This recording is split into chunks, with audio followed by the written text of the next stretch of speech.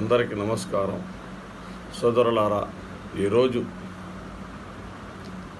ఎందుకు మరి రాజకీయాలంటే ఒక హేయమైన చర్యగా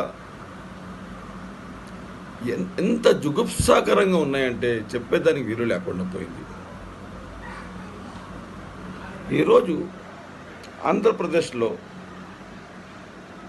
ఎన్నికలు జరిగిపోయాయి, ఓటమి గెలుపోటములు అయిపోయాయి. ఇక గెలిచిన వారు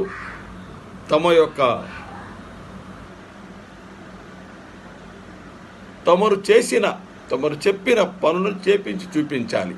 అంతవరకే అన్నీ వదిలిపెట్టేసి ఈరోజు కేవలం ఆదాల ప్రభాకర్ రెడ్డి గారు టార్గెట్ చేస్తున్నారు. 2008 బిల్లులు 67,000 కోట్ల రూపాయలు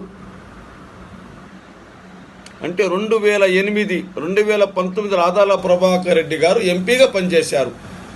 అది అందరికి తెలిసిన విషయమే. 2009 వరకు 2019లో ఆదాల ప్రభాకర్ రెడ్డి ఎంపీగా పనిచేశారు. బిల్లులు పాస్ అయిపోయేది కదా. ఆయనకేం కష్టమా? చేసిన పనులు డబ్బులు తీసుకోవడానికి ఇబ్బందా?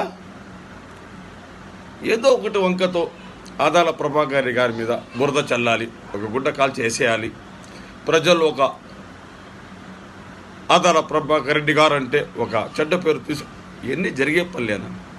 ఆదాల ప్రభాకర్ రెడ్డి గారికి దేవుడి దయ వల్ల డబ్బుకు కొరవలేదు, విలువకు కొరవలేదు, మర్యాద కొరవలేదు, కార్యకర్తలు కొరవలేదు, అభిమానులు కొరవలేదు, దేనికి తక్కువ లేదు.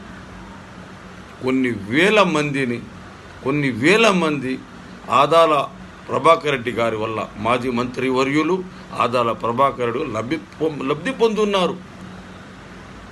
ఇది ప్రతి ఒక్కరికి తెలిసిన విషయం.